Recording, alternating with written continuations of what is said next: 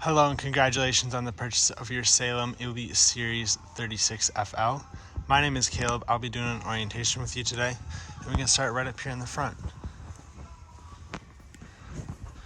Right down under here, you have a little storage. Sorry, it's a little dark.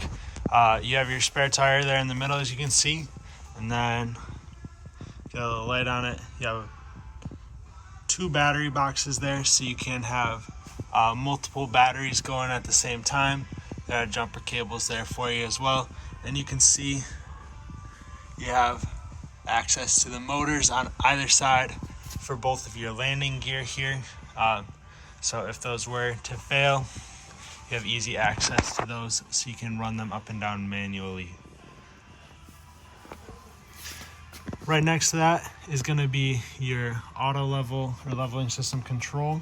It's on right now. To turn it on, hit the up and down arrow at the same time, and this green light will come on. With the up and down arrow, you can adjust your front landing gear. That's how you're going to hook and unhook from your truck. And then once you get unhooked from your truck, come here and hit auto level. That green light is going to start blinking, and the trailer is going to automatically level itself out. First, it's going to adjust the front. Once the front is adjusted, it'll bring the 4 jacks down in the rear, ground them, and then do adjustments as needed until the trailer is leveled. So we'll let that thing run its thing, and then in a little bit we'll be able to see that the trailer is leveled and the jacks are all down. You do want to level the trailer out before you run out any of your slide outs, just so that your slide outs run out at an even plane, and so they're not side to side, because that could potentially cause some damage. Up here on the side of your trailer, you do have all your vehicle information, so VIN numbers, tire pressures, weight ratings, all that fun stuff there for you. Right here we have your propane. You can see there's a 20-pound tank in there. That's our test tank. Your other tank's right there. We just have that so we can be able to run some of the gas systems in here. Your regulator's in the middle. Right now it's green. That means we got gas pressure because this tank is turned on. If this were to turn red, that means if we do that, we'll eventually turn red once it loses pressure.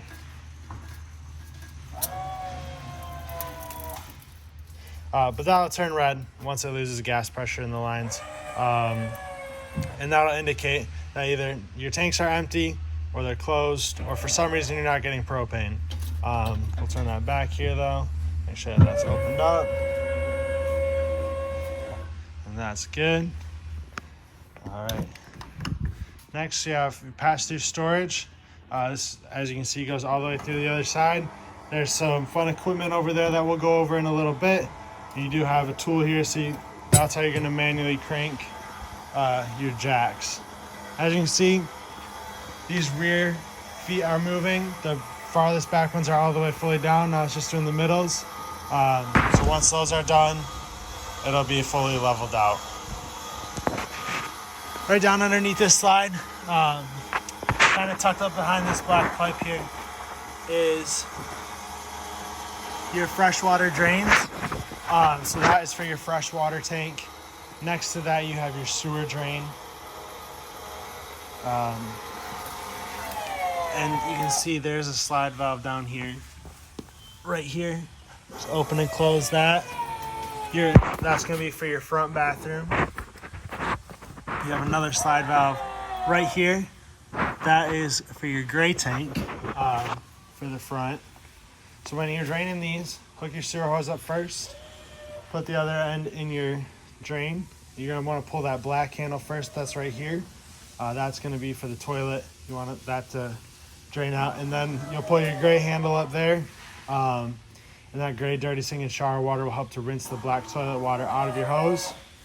Once those are both done, you can close them, take your sewer hose off, drain the rest of the water out that's in there into the drain, and you're good to go.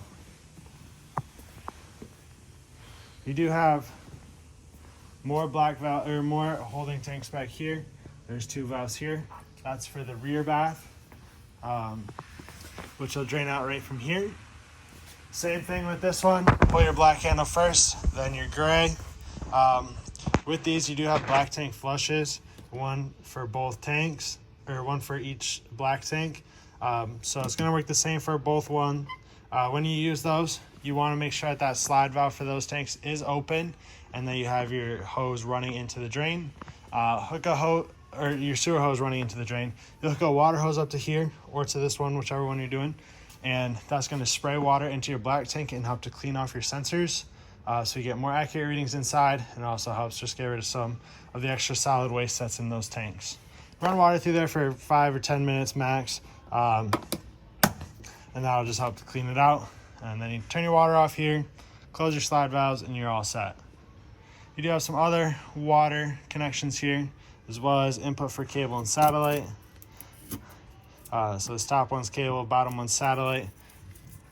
Can run all your cords and hoses and wires up through the floor, so you can still close this cabinet or this compartment door. This red valve is your black tank flush, or not your black tank flush, sorry, hot water bypass. And for using your water heater, you want that on normal to bypass your water heater, which will do for winterization. That will go up and down in the bypass position. Right here is your city water connection. So if you're full hookup camping, hook your hose directly to there, keep that hose on, and that'll be what gives you your water pressure.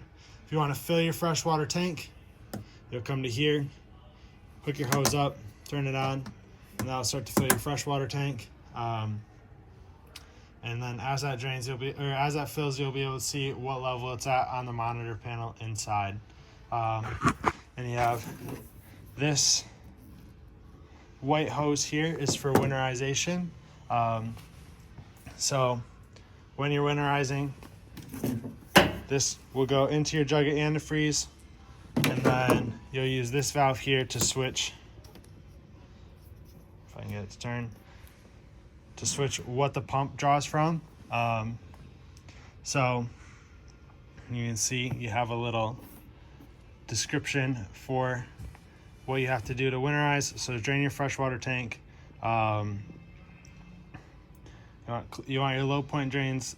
When I winterize, I open them to drain the water out, and then once the water's done draining out of those, I close them, and then come here, close this, bypass your water heater, and then turn your water pump on. And closing this will change what the water pump draws from. So instead of drawing from the freshwater tank, it's going to draw from here, and that's going to be what suctions up your antifreeze into your trailer, and then you can go and winterize each of your faucets. You do also have your outdoor shower here with the hose as well. You have some sliding tray storage, locking mechanism on the side. Make sure that door is open, and this just rolls out into place. It does stop automatically, as you can hear, and then it locks back in place, and you can't pull it out anymore. You also have one more pass-through storage here right in front of the water compartment. And with these, pretty self-explanatory, but you want to close the door on the right first. It's got those little extra flange on there. That'll just allow for those doors to seal when they shut. And you have your 50 amp power hookup. It's a twist lock cord there. I do recommend you use a 50 amp surge guard when you're camping, just to help protect your trailer and all the electrical inside. There's a lot of stuff on RVs that are becoming more and more technology reliant, and if you lose power, then those things do not work anymore. Next to that, you do have your water heater. This is gas and electric. Down in the corner, there's a switch right here. That's going to be for your electric portion. Inside, there will be a switch for gas. For the electric portion, you do need to be plugged into 110 power, so you'll need this plugged in. For the gas, make sure your propane's turned on. Then here you have your anode rod. This is going to go in your drain. Tighten it. It's a 1 1/16 inch socket.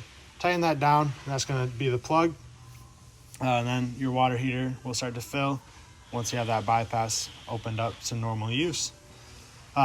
Before you turn anything on here, you want to make sure that there's water in the tank. To do that, pull on your relief valve here at the top. A little bit of water is going to trickle out of there, and that will signify, hey, my tank is full. and I can turn it on either the electric portion or the gas portion.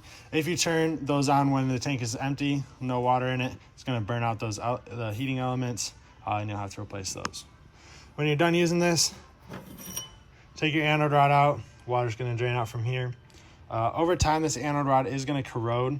It's completely normal. It corrodes so that the steel tank doesn't corrode on here, but you'll have to replace that every 2 or 3 years.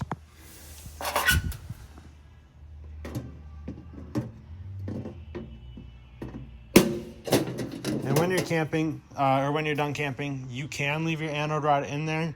I know people who have done that, but for me, it's personal preference to drain this every time so you don't have water sitting in there, and so that your anode rod doesn't corrode as fast. On the back here, you can see your bumper has pull-off caps. You can store your sewer hoses in there. There's going to be one of those on either side. You have your license plate bracket. More storage here in the back. It's a little dim and hard to see.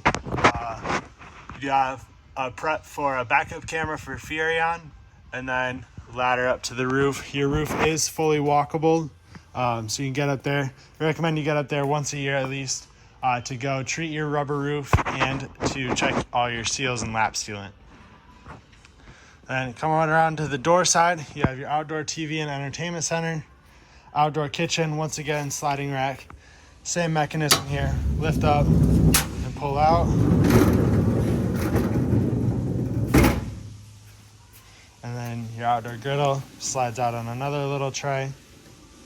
You have your gas hose for it, outdoor sink, and outdoor refrigerator. Refrigerator just has to plug in the side there. That's only going to turn on if there's 110 power. Down below, you do have your quick connect for the gas fitting, so that your griddle will work. Just hook that gas tail up to there, and that's going to go directly into your gas system intake from your propane tanks. To the other side of that, past your storage, so you have outdoor speakers with the blue lights in the middle. Open this up, 2 outlets there for you. You have your furnace exhaust vent here. When you're running your furnace, that is going to be blowing out hot air. Just want to be sure you don't block that or put anything in the way of that could melt or burn. Pop open your main door here so we can show you the solid steps. When you're taking these steps out, you want to make sure your door is open as far as possible. There's an awning arm behind it, so you just want to be aware of that so you don't open it too far and bang that awning door or awning arm. But to take these steps out, just pull. They're strut assisted, so they come out super simple and easy. That strut takes all the weight off of you, and then yeah, you just set them out. The legs are adjustable. Just pull them out to extend them, retract them, push this tab in, you can slide that up. It's going to be the same on both sides. When you first take these out at your campsite or your lot, wherever you're parking this, you want to be sure to close this door slowly. If these steps aren't adjusted correctly, the bottom of your door is going to hit your steps right here, and that's going to damage the door. Good way to check that is if this top step here is flush with the bottom of the door frame. That'll be a good indicator that those steps are down as far as they can go and they're level. Then when they're down, that door closes right over top of it. A few more things outside and then we'll head inside. So like I mentioned before, there's some goodies on this side of the pasture storage. So back here you have your inverter. This is so you can run your refrigerator off your batteries when you're going down the road, or if you lose power hookup. You have a residential style refrigerator, so that runs off of 110 only. So this just allows you to cool that down off your batteries. This red key here is your battery disconnect. Right now, your battery disconnect is on. I can't pull that key out. If I wanted to shut my batteries off, turn that key to the off position and that key will come out. But to charge your batteries when you're hooked up to shore power or to your vehicle, make sure this key is in this position, in the on position. This light here, push button in the center. This switch does the LEDs on the front cap. So there's white LEDs on the left and right side of the front cap. That turns those on and off. And then you have your solar controller right now. We're inside, so it's not really doing anything because there's no sunlight. But this will keep your batteries charged so that you can run your inverter, and then so you can do some more like off-grid or boondocking with this. And then you see it's laid with a low point drain right here. So this is where your 2 low point drains are. They're tucked up underneath. Let's see if I can get it in the picture here. Kind of see those white valves there. There's one for the hot line, one for the cold line. You open those up, drain the water out of your lines, close them, and you can winterize your unit. Don't know why they tuck them up behind the fascia there. It's kind of annoying, but it's still pretty easily accessible. And you do have a little leash latch here, so you can hook your pets up out here and keep them from running away, but still let them enjoy the outdoors. So that is pretty much everything for the outside. We'll open up your awning here real quick so we can see that how that works. The controls for that are going to be inside. Step on up. When you run your awning out, once again, be aware of that awning arm and the door. If your door is open too far, your awning arm is going to hit the door there and not be able to open. Could possibly cause some scratching and some damage on that. But you do also want to be able to watch your awning go out because it's not going to stop automatically. So right here, this is where your controls are at. See awning right here, in and out. So right now we'll run this out. Just hold the switch down. And we're going to watch it. It's going to get pretty close to this trailer next to us.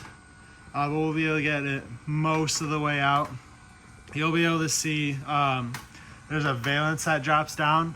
That's going to be your indicator that the awning is fully out. You'll also be able to see the bare awning tube. So there's that valance starting to drop down and that black awning tube. And we have just enough space to keep that open. Both these awning arms are adjustable. See, it says pull down to adjust pitch. So just pull that down. It's going to break at this elbow here and bend. And just straighten that back up before you close your awning again. And that's just so you can adjust the awning one way or the other so that you can have water drain off of it and not pool up on the middle of it. And then to run the awning back in, hold down awning in. Once it's up against the side of the trailer, it's going to stop. You also kind of hear it once it gets fully retracted. Above this, you do have the switch for your water pump to turn that on and off. Water heater on gas. Then you do have tank heaters on this unit as well. So that's going to be heating pads that are on the bottom of your holding tanks. Those are for late season camping. If it's a little colder out, you'll turn those on, and that's going to keep your tanks from freezing. It's a 12-volt system, so it'll run off your battery. Then you have some light switches, obviously on and off for those. These 2 slide-out controls here are going to be for your kitchen slide and your bedroom slide. So hold down out. This slide is rack and pinion style, so it's going to sound a little bit different than the other 3. Those are electric, but once this is fully extended, you'll hear a little clicking sound like that. Fully extended, it's going to make that same noise when you bring it back in. That's going to be your indication to stop. And then for this slide out, hold on out. Hear that motor, or the electric motor on that sounds a little bit different. This one and the front 2 slide outs up front, they're all the same brand. It's called Schwintech. It's got those silver tracks on the side. You want to make sure that those stay lubricated so that the slide outs move correctly as they should. All right, and that's fully extended. You hear the motor stop there because it's up against the wall, so it can't go any further. Last thing on this panel is your monitor for your tanks. So fresh tank, battery, black 1 and 2, gray 1 and 2, and then auxiliary if you had an auxiliary tank. This only has 2 black and 2 gray. But you see those all lit up to empty with the exception of the battery, but there's no battery on here. That's only reading that because we're plugged in. As those tanks fill up, they're gonna light up to what it corresponds to. we'll run these front 2 slide outs out now. Same thing, in and out, just hold down out, and you watch that go out. Left switch here for the left slide out. Right switch is going to be for the right slide out. There is an ottoman in the middle too. You can see that's propped up on the couch there. That's just so it's out of the way. You'll want that to be set up obviously for use. It'll go in the middle of the floor. But for safety, I put it up there so that it doesn't get squished between the slide outs when they come in. And we'll run this one out. There it goes. And yeah, now you can see the front living area starting to open up. You got your TV up there, fireplace, entertainment. See a good look now that we're starting to get opened up. Watch the slide out, it's gonna do the same thing. Once that motor hits the wall, it's gonna stop just like that. And that is fully extended. So we need to take a good look up here now. Like I said, we got the TV on the lift. Switch for that is right here. Just hold down to run it down, up to run it up. Pretty straightforward. Once that panel is down, TV is retracted, and then you can have a nice view out the front. For travel, you do want to make sure that that's down, just so that the TV is not swaying back and forth. It's going to put extra stress on that bracket if you hit and bumps with this extended. We'll run that back up real quick. There we go. Then you have your radio. It's also CD and DVD player and Bluetooth compatible, so you can pair your phone up to that. You have 2 speaker zones on here. Zone A, Zone B on the side. So Zone A, going to be these speakers here. Zone B will be those speakers that were outside. Then your fireplace. This is electric only, so you do have to be plugged into shore power for this. Turn it on the right side here. You have different flame colors, different rock colors, low heat, high heat, and then this is just light. Then back to low and high. This heat is going to come out this vent here in the middle. It does heat up the area pretty well, but with this being such a big coach right here, it's probably going to get mainly the living area up here, maybe down to the kitchen a little bit. But it'll heat up. It's a nice way to heat up the area and not use your propane. You can also set a timer on here, so it'll shut off after however long you set that timer to. Or you can just have it so it's on all the time. Your theater seats here have the light up cup holders. Double tap to light them. Sometimes that's a little finicky. You gotta hit it just right. That's gonna be the same for both sides. So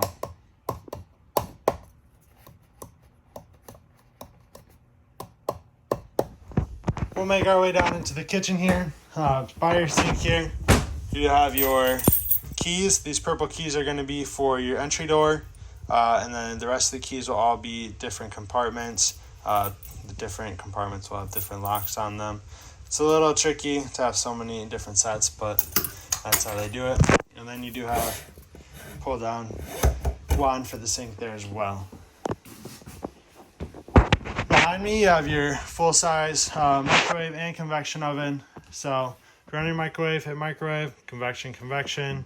For microwave, you're obviously going to be setting a time like you would at your house. Convection, each of these numbers has a temperature below it. You're setting a temperature. So that's how you differentiate that. Then you have your stovetop here. Turn on this light. So see, it's got the blue flame on that. You'll turn it to that, push and hold it down. It's kind of hard to do with one hand. And then you'll hold down your igniter. There's going to be a lot of air in the lines, so this will take a little bit to light. But you do that for each one. Turn on to the blue flame. And then it's only going to release gas when that is pushed down. Otherwise, it's just there. So see if I can get all of them to light or not. But we'll let some gas go through the lines for a little bit, and then we'll get that to light. Then here you have your oven, timer on the right, oops, and you're setting a temperature on the left. See, lights up once you turn it. There's a little lightning bolt. That's going to be your igniter. You can hear that clicking in the background. That's going to be igniting down at the bottom. You can see it sparking back there. And that's going to spark your pilot light. Once your pilot light is lit, you can turn and set your temperature to whatever you need it to be. Then you have your refrigerator, full size, residential side by side.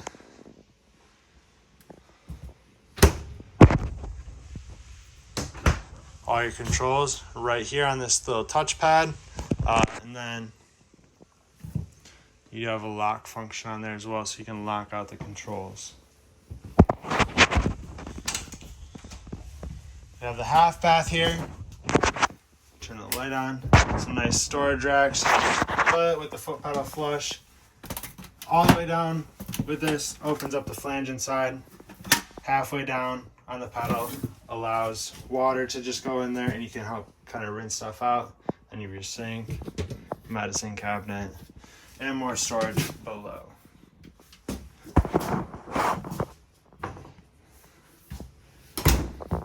All right, next to that, this black switch here is going to do your ceiling fan up in the kitchen. Also is connected to that light. Then you have vent controls here. So we'll power that up. That is going to be for the vent right next to your fan. So we can lift that lid. Just hit the up button and it's going to do its thing. You can see it's starting to lift up. You can see outside. And then turn the speed on. There we go. So now that's turning on for us. And then you can adjust your fan speeds with that. And then turn it off. It's going to close it and turn the fan off all at once. Thermostat here, push the bottom bar. That's going to turn it on. That's also going to be how you go through your different functions. So your fan with different speeds, AC with different speeds, and then also with auto fan. I recommend you keep it on auto just so it turns off once it reaches the set temperature. You can hear that just kicked on up front. That AC is ducted through the ceiling. So all these white vents up here are your AC ducts.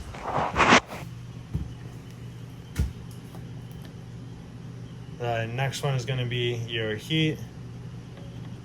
Don't need it that hot in here. But let that heat kick on. That's going to be through your furnace. Let's see, the AC turns off. Furnace is located down under here, underneath your steps. So you hear that's running now. And then right up here, you have this touch screen. This is for your leveling system. So outside, for that leveling pad, if there were a fault, that green light will change to red or some other different colors. And to clear that fault, you'll have to come into here and it'll pop up with a little error message. You hit OK, you'll hit retract all. That's going to raise your jacks up and reset them. Typically with these electric the electric leveling jack systems, the most common fault is that they're out of stroke, which means that they're extended too far. So to correct that, you'll come in here, clear the fault, retract them, and then you have to put boards or blocks of some sort underneath your jacks so that they're not extended too far. You can also do all your functions in here as well. So you have auto retract like you do outside. You do also have a manual mode on here, so you can individually with this dial here run your jacks. So you can manually level it if you feel the need to do that. Work our way up into the bedroom here. Another TV. And you have your main bed area. You have a little nifty storage nook up here behind the sliding door. Your breakers and fuses are all located right here. Push the tab, that opens up the box. everything's labeled for you here. If a fuse were to go out, there'll be an LED that lights up next to the fuse that's bad, and you'll be able to see that through this little window there. I'll head back to the bathroom. Another foot pedal flush toilet, same thing as the half bath. You do have a resettable GFCI outlet here. If one of your outlets were working or some of your outlets weren't working, come make sure that that's not tripped. Otherwise, if that's fine, then you want to check in the breaker box. You have a travel lock here on your shower doors. You want to hear that snap into place like that. That way, these doors are locked for travel. They're not sliding around and potentially getting damaged or shattering the glass. If you just set that on top here, it's not going to do much. If you hit a bump, it's just going to pop up. So make sure that snaps into place there. Take a few steps back. You are prepped for washer and dryer here in this closet. That's what the red and blue water lines are for. Drain for that's in the middle. Otherwise, you have a nice spot to hang clothes or store other things. Take a little look around here. Get the full effect, if you will. There are a few more controls right here. Same thing as the main AC or main thermostat, except this one is for the rear bedroom. There's another AC right here. This one is only going to run the air conditioner and the fan on it. It does not run heat. So it goes straight from AC to off, whereas the one up front goes from AC to heat and then to off. And then you have a max air control here. That is for your vent fan back here in the bathroom. Just turns the fan on and off. You hear that that's on now. To open and close the vent, you have this little slider right here, labeled as open and close. You can see the vent is opening up there as well. And just come back here, turn it off when you're done.